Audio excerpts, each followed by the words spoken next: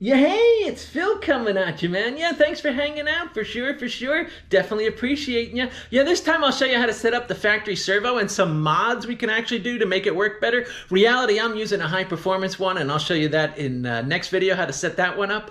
4 different apply pins came from the factory. Good luck trying to find those things. That ain't gonna happen, right? So if your pin's too short, I'm gonna show you 2 different techniques on how to extend it. And if your pin's too long, I'll show you how to shorten it. Yeah, grinding, baby, grinding, there's the key. But I'll show you a proper technique, because if you don't grind it the right way, it's gonna be a bad day. And again, getting that pin, getting the servo adjusted just right is super important. If you got it too loose, man, you're gonna be flaring on the 1-2, and it's going to be a bad day. Get it too tight and you're going to be wearing away the band, and your lifetime is going to be garbage for the transmission. So again, look over my shoulder, man. I'll show you how to do everything. We'll have a blast. Good times. Let's take a look at our factory servos. You can see right here, this is one that comes out of a generic type car, kind of our grandma car. You can see it's a 569. It's identified by the last 3 numbers. Hopefully that shows up on our video there. The last 3 numbers identify it. That's a 569. This one right here came out of the transmission we're using here, which is out of Monte Carlo SS CZ, I think it was. And that one is a 692. Hopefully that shows up too. And what that refers to is the size. I think there were 4 factory servos. So this one right here, the 569, is the most common by far, actually. And that's the smallest one. And then there's a middle one. And then this one could be the large one, the 692 out of our Monte Carlo. And then the Buick Grand National had the biggest one. So small, medium, not shown, large, and then extra large. You can also throw in a servo out of a 200, right? A turbo hydromatic 200C. That's the generation of transmission before this one. This one, of course, being the 204R, 4 being for 4-speed. The 200C was a 3-speed. And the 200C had one model that was even bigger than the extra large version of the 204R. But that's like super hard to find these days. That's long been discontinued, even longer than the 204R has been discontinued. So they also make some aftermarket ones. We'll show that as well, which are even bigger. So it's an XXL and an XXXL, for example. When we talk about sizes of servos, what we're referring to is this part right here. This is the surface area. Right? The bigger the surface area, right? This part right here, the bigger the area that's being pushed upon, the more force we're actually going to get, right? Because we'll be able to put more fluid here and it'll push even harder. So real quick, let's understand what the servo is doing, and then we can figure out why size matters for our servos, and also how it's actually working and why we're going to set it up the way that we're going to set it up. So what the servo does is it pushes on the band. Right? We put the band in our last video. You'll remember we put the band anchor pin right here, which held it into the case. And then this part right here is what the servo is going to push on. And what it's doing is basically applying a brake. Right? The drum is inside of here, and it's spinning really fast. And then the transmission says, okay, time for 2nd gear. So what this thing does is the servo pushes right here, and it squeezes the band. It acts like a brake. And the drum that's spinning inside here, right, if this thing breaks it, right, it squeezes it and it stops spinning. Actually, it goes, comes to a dead stop. And once it's at the dead stop, now we've moved to 2nd gear, right? And it'll stay dead stopped all throughout 2nd gear until 3rd gear comes, and then we'll immediately let up on the band.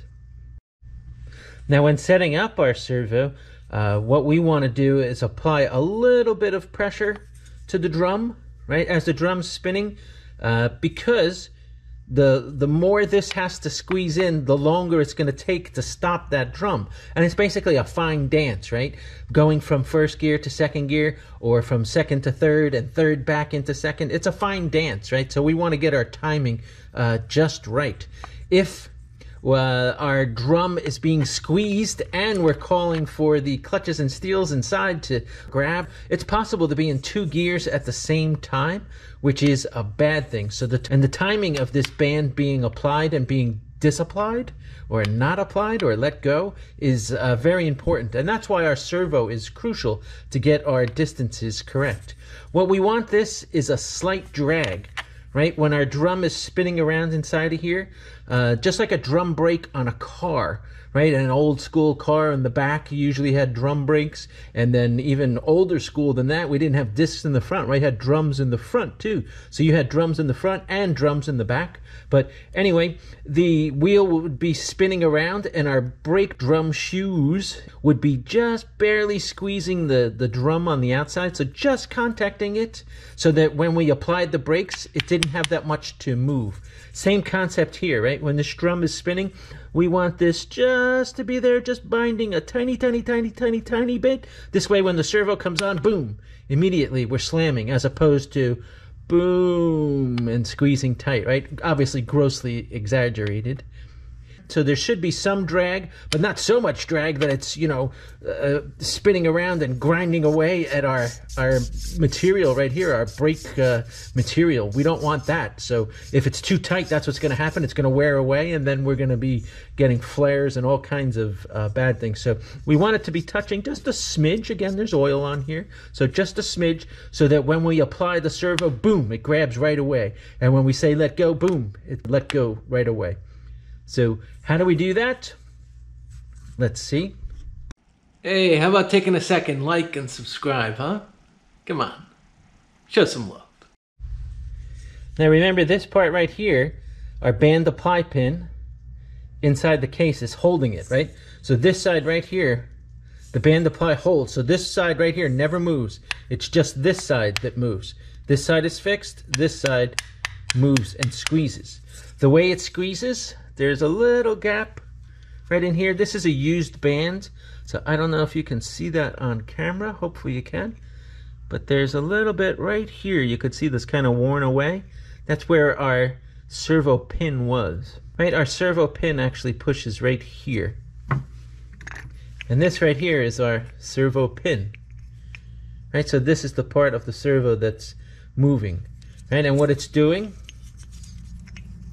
the servo pin is sitting in this little slot right here, right inside the transmission. So it sits like this, and the servo moves in this direction, right, to squeeze. So what it does is it pushes this part, right? So if we look at it, this part right here with our band anchor is fixed, and this part right here, our servo pin, tucks in nice. And when our servo applies, right, it squeezes in, right?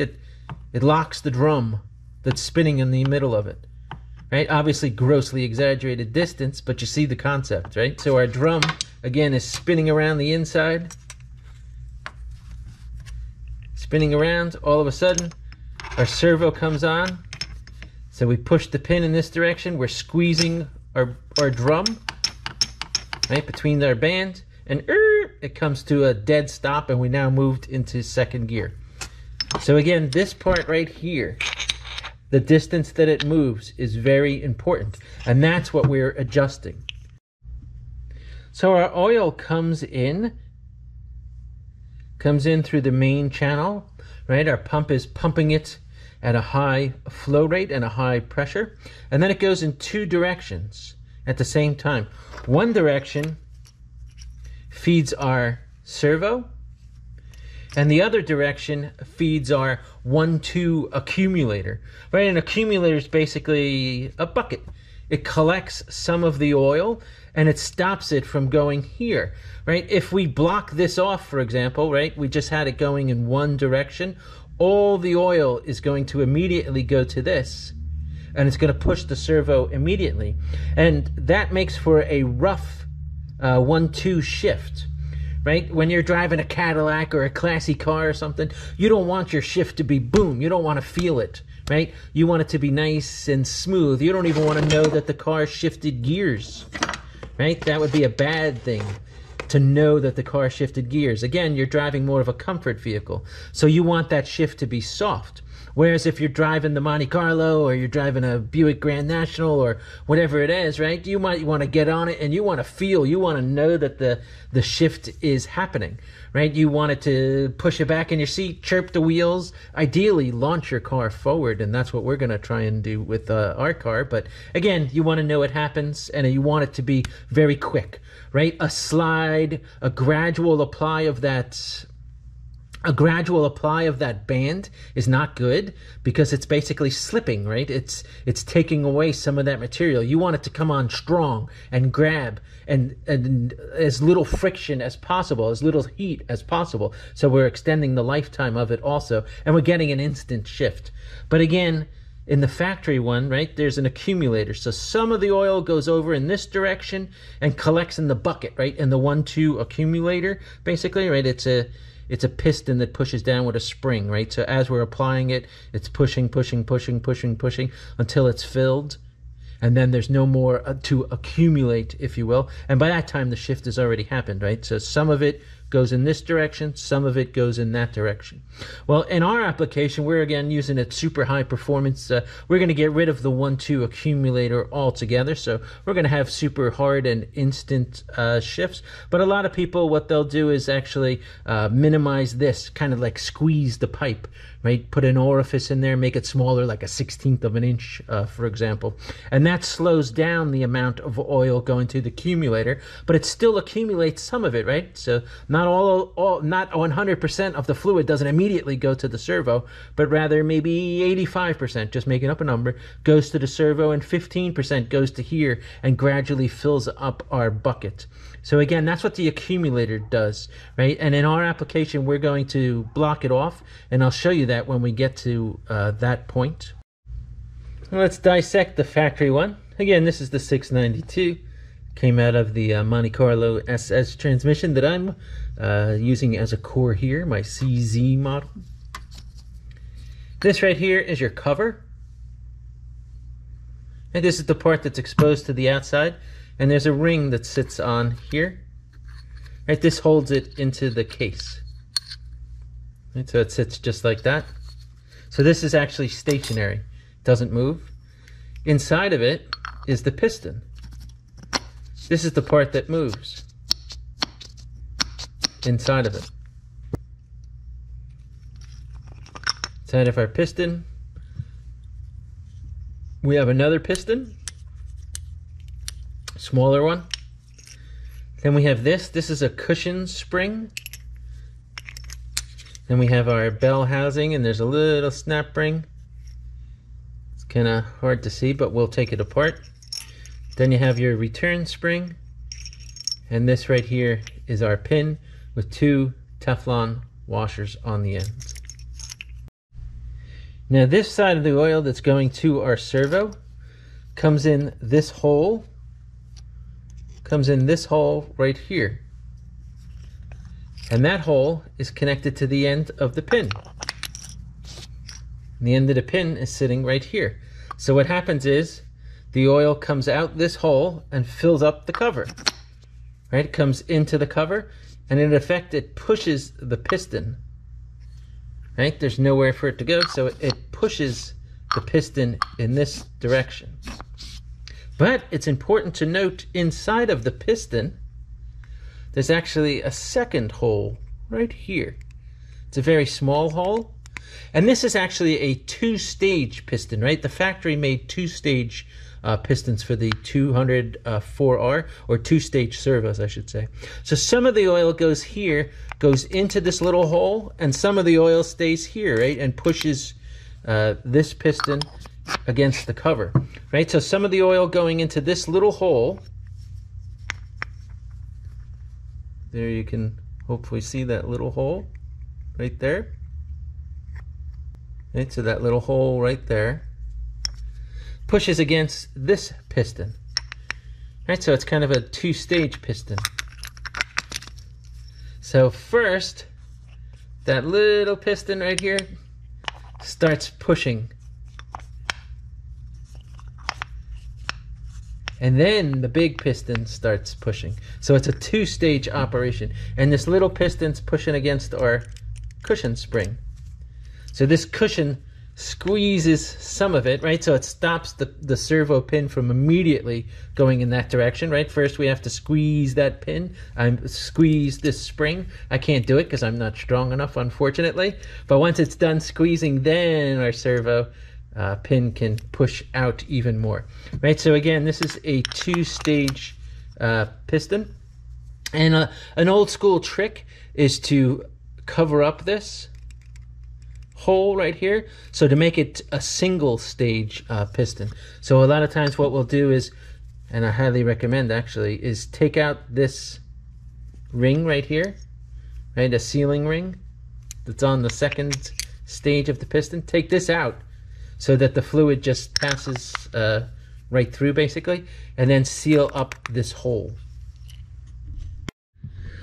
Real quick, here's the 569 piston, your grandma model. Notice there's a cup plug installed in the hole versus your 692, right, that came out of the CZ transmission. There is no cup plug there, just a hole drilled through. Quick comparison of the hole size. And your 569 has a small hole because of the cup plug being installed versus your 692 piston, which has a large hole. So what we want to do is eliminate the two-stage, and the easiest way to do it is to plug up the hole. Again, the 569 model that already has the cup plug in there, the hole is so small it's really not going to make a difference if you fill it or not. But the ones with the larger holes, what you want to do is fill in this hole. What you could do is drill right here, tap it, and then just put a little set screw in there, for example, with some Loctite so that it doesn't back out. That would also fill it a lot of different ways. And again, what that does is help eliminate the two-stage setup, because there's no way for the oil to flow through here in the beginning and suck some of it away from the main piston. Most people will just replace the entire servo with something bigger anyway, but again, maybe you don't have the extra money to do that and you want to use the factory one. Hey, how about taking a second, like and subscribe, huh? Come on, show some love. And besides blocking the hole off, also make sure to take off your sealing ring right here. Don't install a new one on the secondary piston, so that again, this piston will not apply in a first step. Right? You'll turn the two-stage into a one-stage. Now to adjust how much initial force is applied to our band, right? What kind of loading it has initially. That's going to depend upon the length of our servo pin.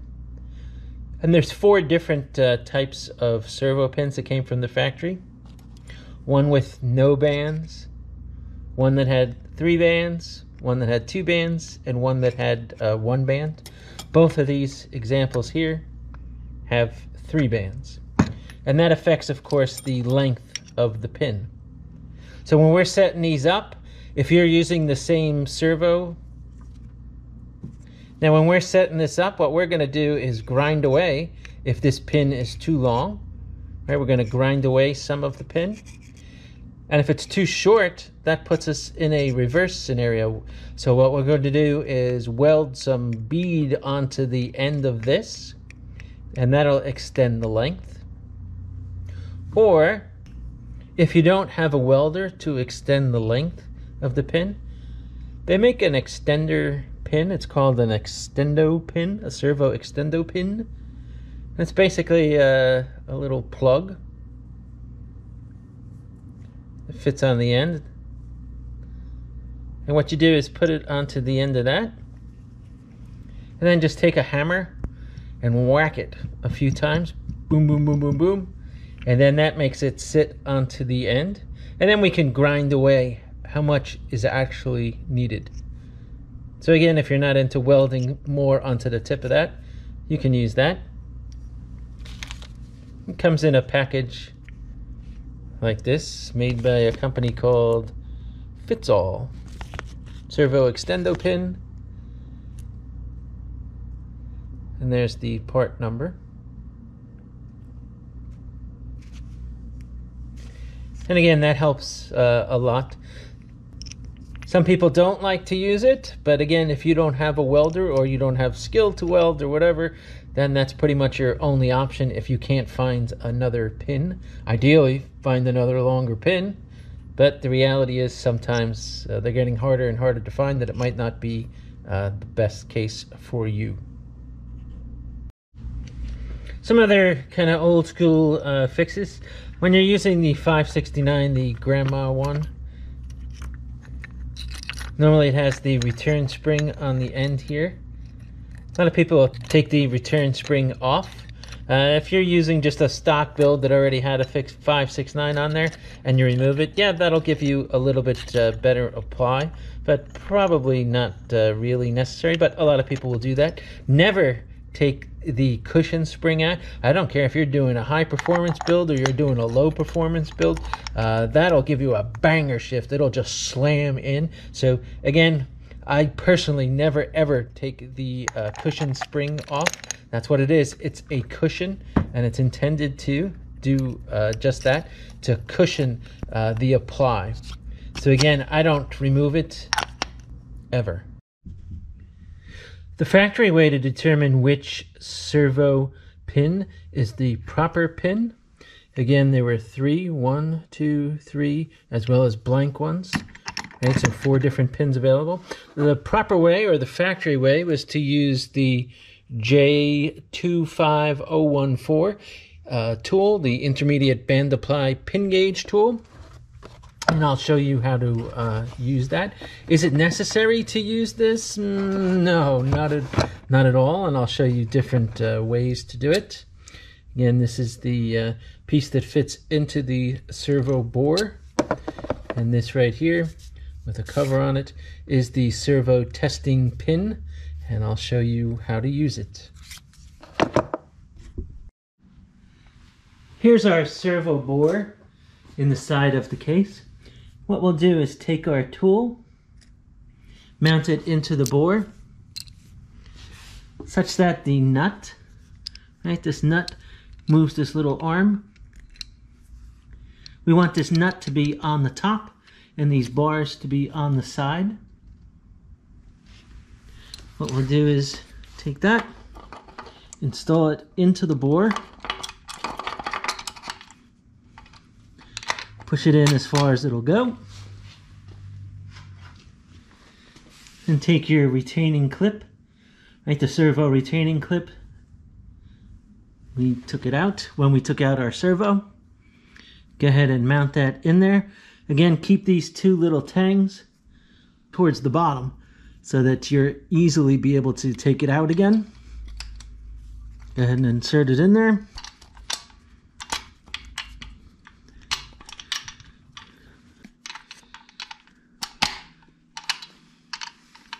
And make sure your tool is pulling against your servo clip. Then you want to take the pin, the test tool pin. Notice there's a slot on the end.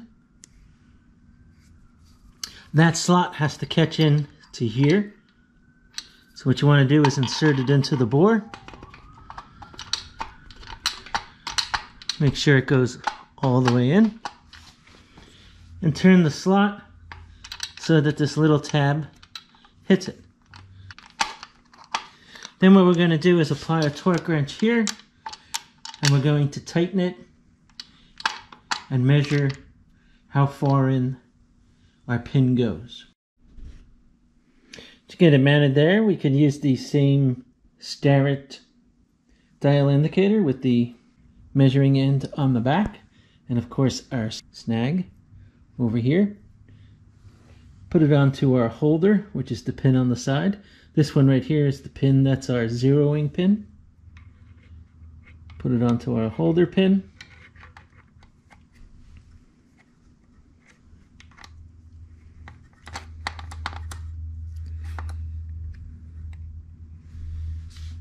Zero it out onto our zeroing pin. Right down there. Tighten her up. And now what we're going to do is measure from the end, that zeroing, to the actual pin once we apply the torque. And that's going to tell us the proper size pin to use. Let's get you in for a better look, see what we're doing here. Notice we have our tool here with the hex head. This hex head turns our little lever. The lever pushes in on our pin. Right, it's in the slot part of the pin, as you can see. The dial indicator itself is mounted onto this shaft here. You can see that. And all the way on the bottom,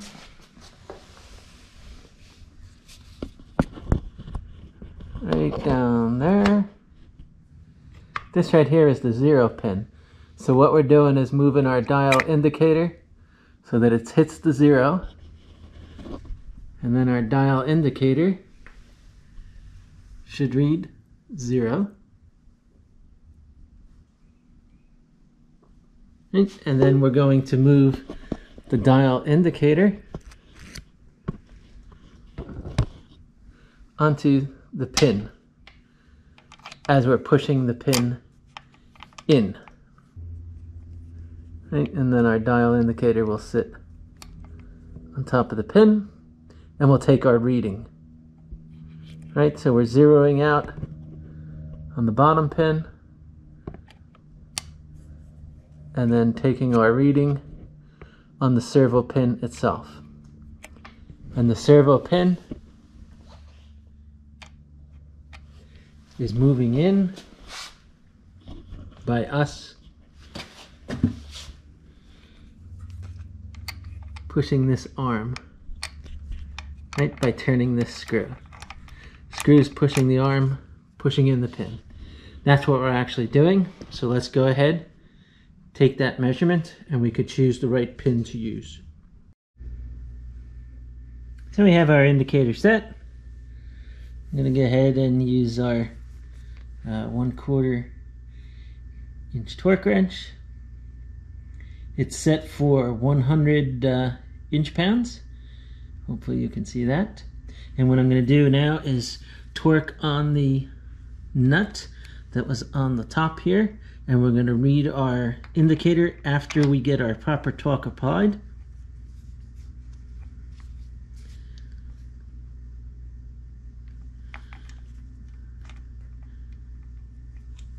Let's go ahead and apply the torque. You can hear that. Right, we have our indicator zeroed. We'll move it up to that shaft.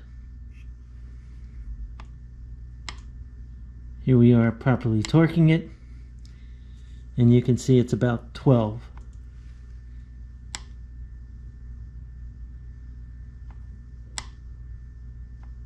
11, 12.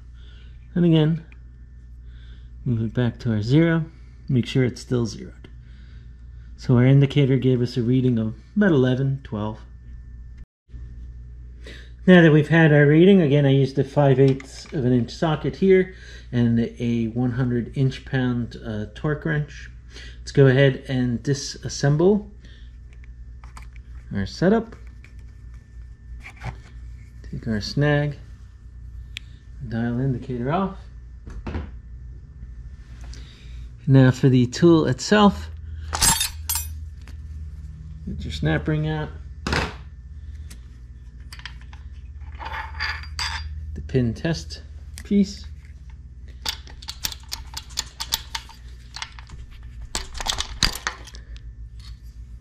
and the tool itself. Now if we compare that to the chart tells us that we should have simply one ring.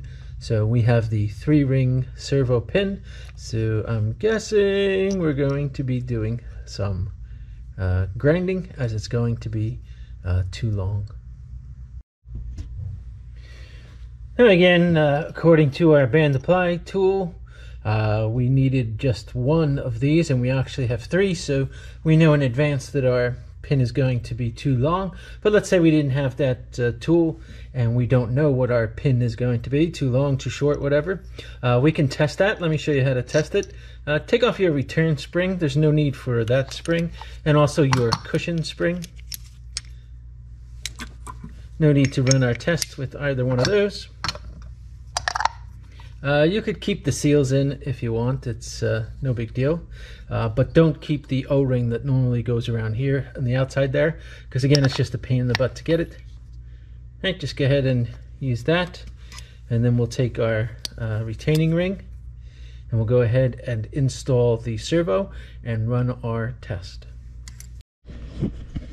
Now to run this test, go ahead and get yourself a pair of vice grips. Put some tape on the end. We don't want to scratch our surfaces. And what you want to do is apply it to your output shaft.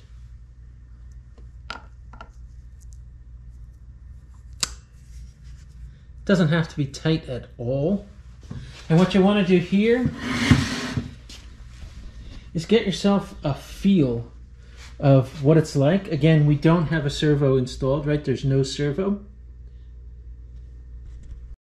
And what we're going to do is just turn the shaft and get a feel for what the amount of pressure you need to apply to get that to turn is. Right, so here I'm just turning, going clockwise. Right, if you go the other way, there's like nothing, obviously. So you're going clockwise, and you can see as I'm doing that, the drum is turning. Here's your band here, and here's the drum. Here's the forward drum, right where it's meeting there. So what we're doing is turning the vice grips, and watch that drum. See, as I'm turning, you can see the drum is also turning. But if I turn in the opposite direction, see, I'm turning the opposite direction, and notice the drum is not turning. If I shift to the other direction, of course, the drum is turning. Right, so I want to get a good idea what it feels like with no servo installed, right? No pressure, and I'm just turning. And that'll give you a rough idea. Now let's go ahead and install the servo. Again, I'm installing it without the O-ring on the outside there, right? Just put it into the hole, being very careful. It should take no effort whatsoever. Push it in. Take your retaining ring and go ahead and apply it. Put the little bottom piece, the little fingers, put them on the bottom just to make your life easier. Should be able to install it by hand.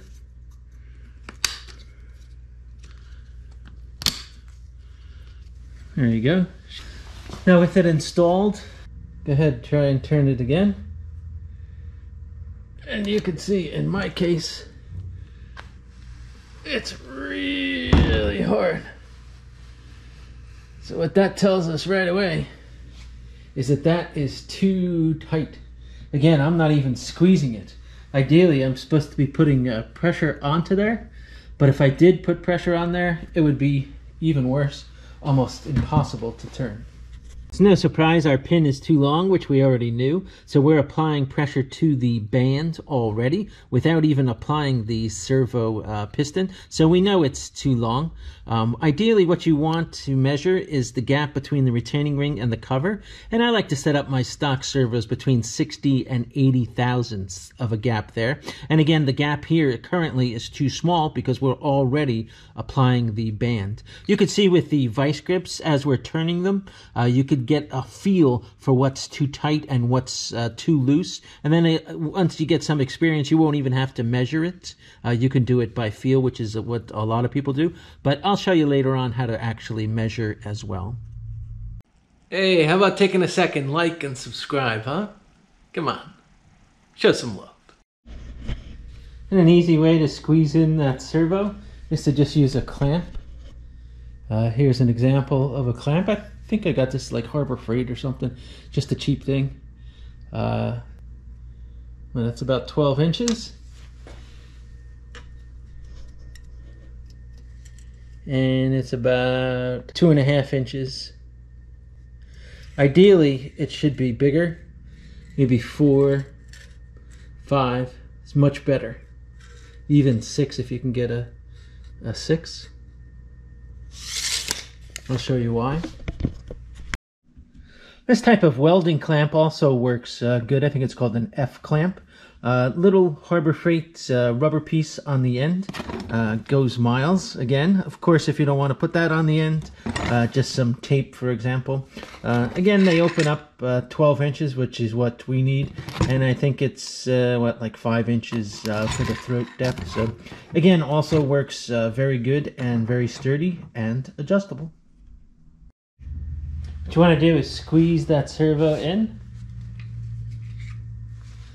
What you want to do is take that big clamp, put one end on this side, one end on the servo itself, and squeeze.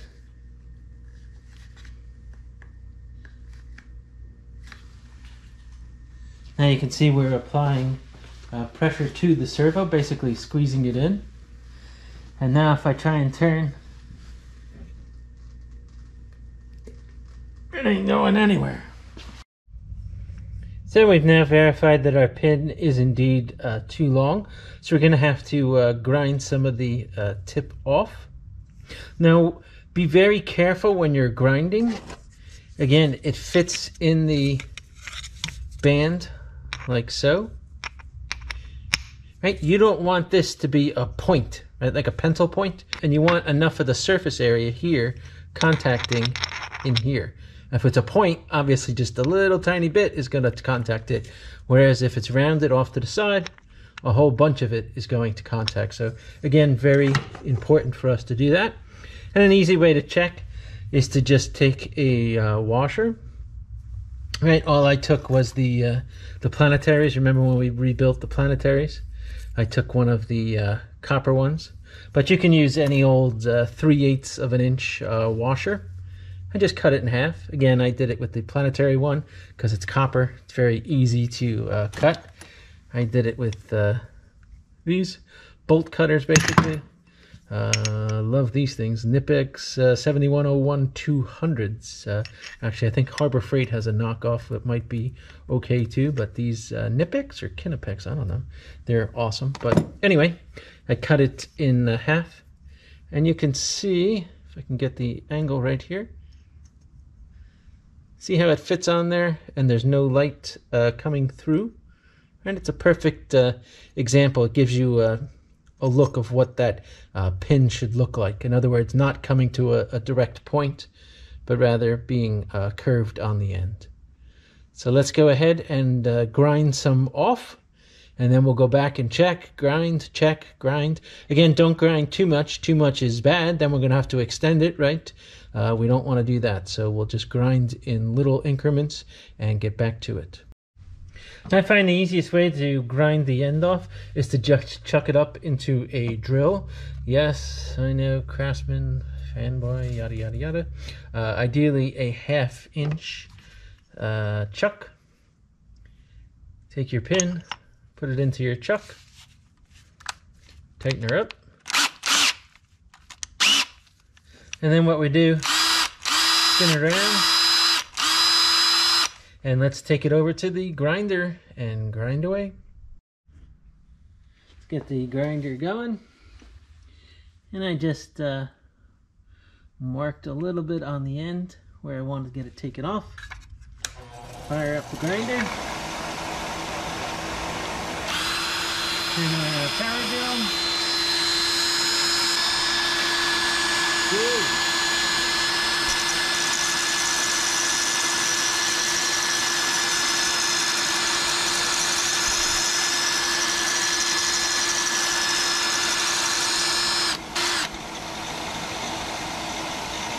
see how it is. Getting it back. Notice we took off quite a bit. Here's our factory 3 line 1, and here's the one we did. Let's unchuck it and see what we got. Let's also take a look at the pin. Remember, we had it spinning in there. Compare it to our washer. As you can see, we did a pretty good job cutting the radius of it. Again, it's not a point, and it is indeed nicely rounded. So again, chuck it up in your drill and do as you saw, and yours should come out fine as well. Let's get it reinstalled. Again, our shortened one.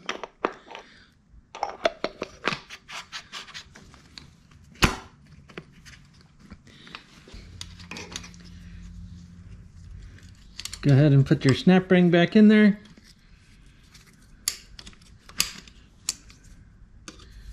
Should fit in much easier for you now.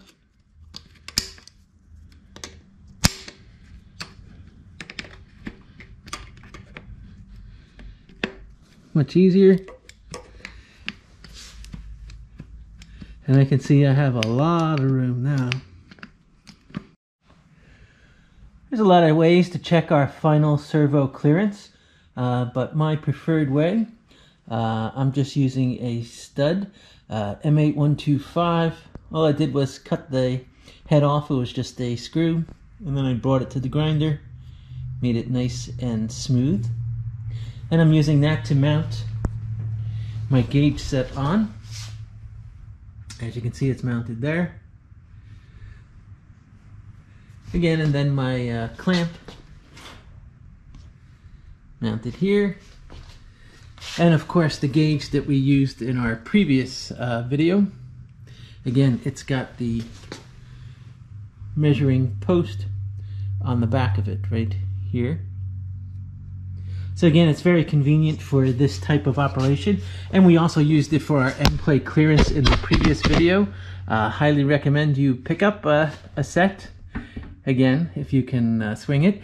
Of course, there's multiple ways to do it. You could mount the gauge on the flexible arm. Don't touch the top surface, of course, with the flexible arm. You don't want to scratch things. Maybe use it on the side on the case, mount it across, and of course you can put your dial indicator over here.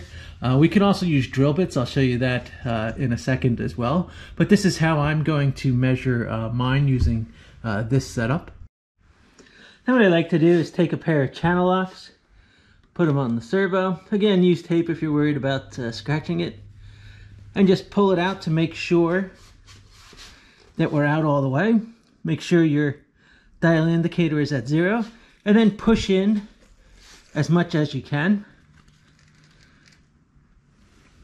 And take another reading. We're right around, what, 73, 74? Maybe 75.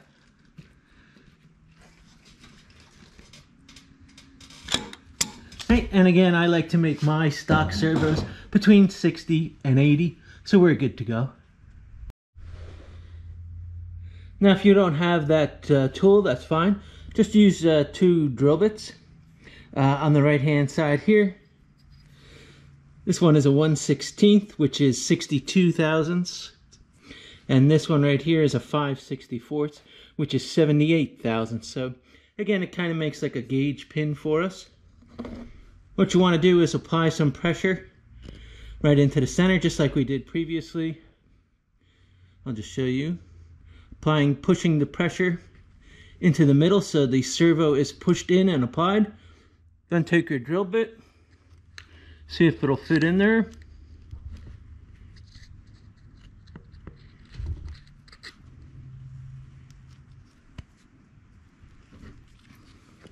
Our 60 goes in, no problem. Then we'll take our 78, push your servo in, and it almost goes in there, so it's pretty close. So we're somewhere between our 62 and our 78, much closer to the 78, so we're right around 72, 73. Again, we're within our region where we should be, and that's a quick and easy way to check it. Then with it installed, go ahead and give it a turn, and you should have some friction on it, but nothing that's horrible. And again, compare it to when there was no pressure whatsoever from the servo, and that'll give you a good ballpark. Let's go ahead and disassemble it again. Squeeze your ring, and again hold on to it so it doesn't fly across the room like mine just did. And of course, pull out your servo piston, and the pin itself.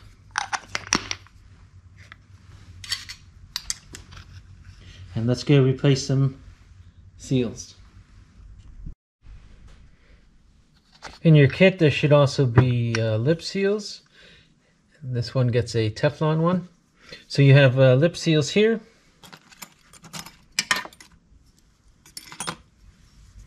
What you want to do is remove them.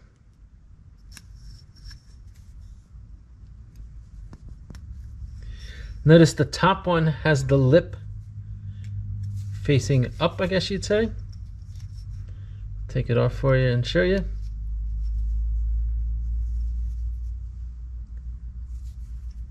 Right, so our lip is over here facing this direction.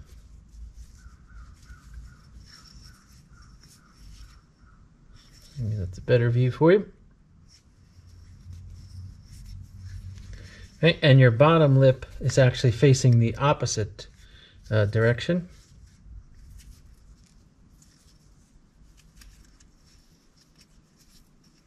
You can see that one is facing down, facing this direction. Right, so when you replace the lips, make sure that they're going in opposite directions. Again, they should come in your kit. Let's go ahead and swap them out. And this one right here, the scarf cut Teflon one. Again, make sure you install it like so. Don't install it backwards like that. Again, they should overlap. And that goes onto the smaller secondary piston. Unless you have a reason to install it like stock, I highly recommend not installing this Teflon one. Again, the secondary servo piston is probably not a good thing. You want just the first one to hit. Make it a single stage servo. Even if you have one of the grandmas, the 569, this one.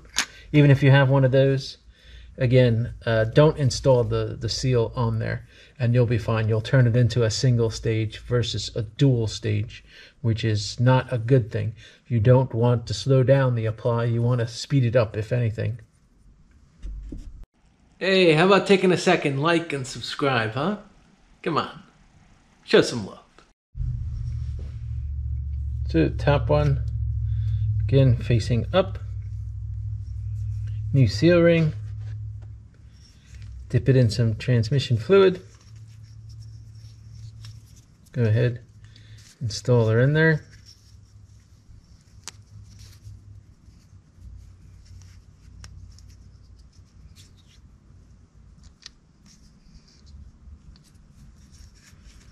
Go around, make sure she seats nice and straight all the way in.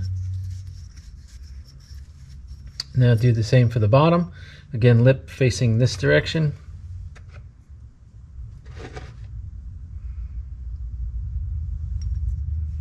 Okay, lip facing down.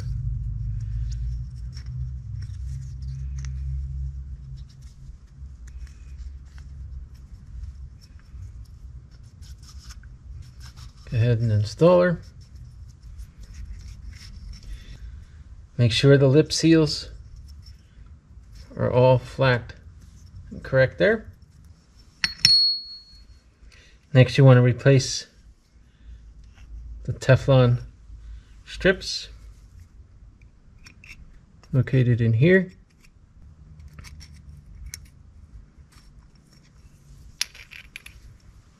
Number one. Make sure you get the bottom one as well.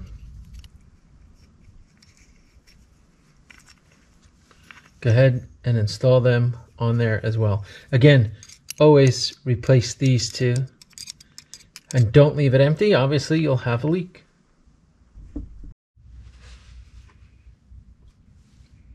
Pick your Teflon. Go ahead and apply it. Always soak it in some nice transmission fluid.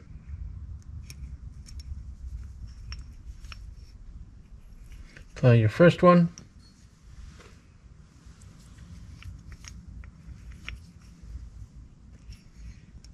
Apply your second one. Again, squeeze them, get them back to their original size. If they're being stretched over, we don't want to rip them. Reassemble. Turn spring. Cushion spring. Second piston. Again, second piston without the Teflon ring, the scarf cut ring.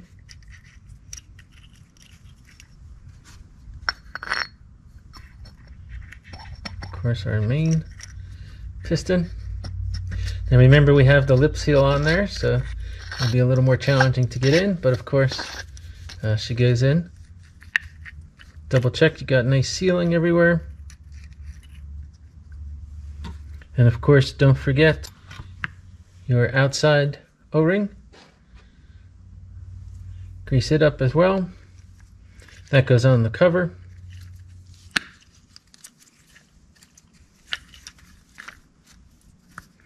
Along the outside to give us a nice tight seal there as well. Let's go back to our transmission and installer. Take our servo assembly. Again, make sure everything's nice and lubed.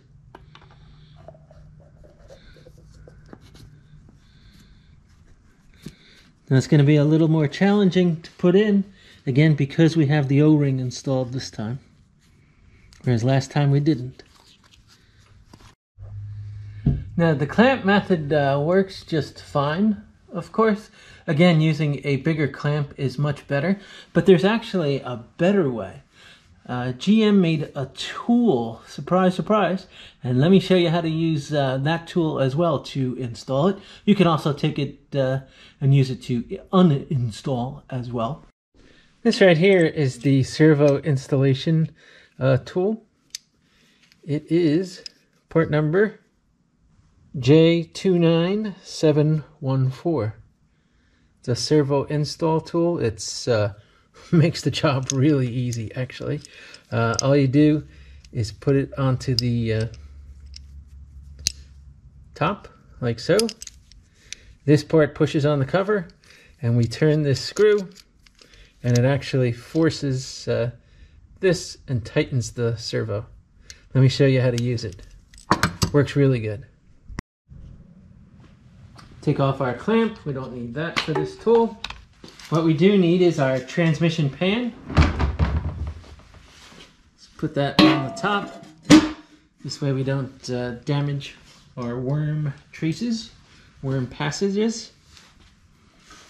What I'll do is insert a screw into there.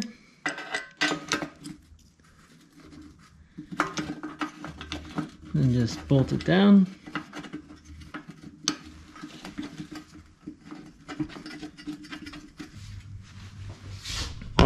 Now all we're going to do is tighten this. As I tighten this screw,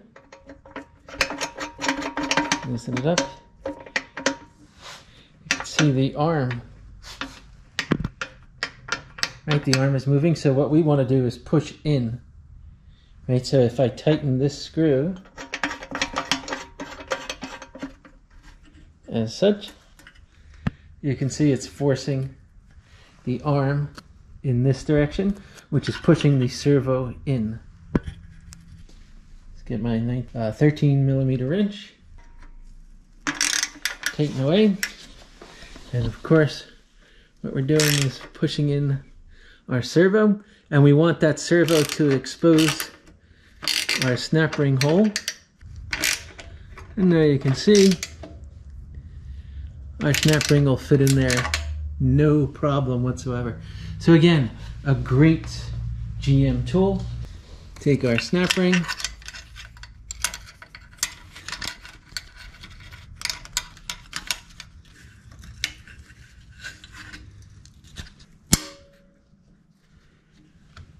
perfectly in. Again, that tool works wonders, but you could also do the same thing with a clamp. Again, the clamp works just as good. Just get one with a wider, longer throat so that it reaches further into the servo. Again, mine was a little too short, so it pushes in kind of lopsided, makes it more of a pain in the butt, whereas a longer one will push directly into the middle of the servo. Uninstall our tool.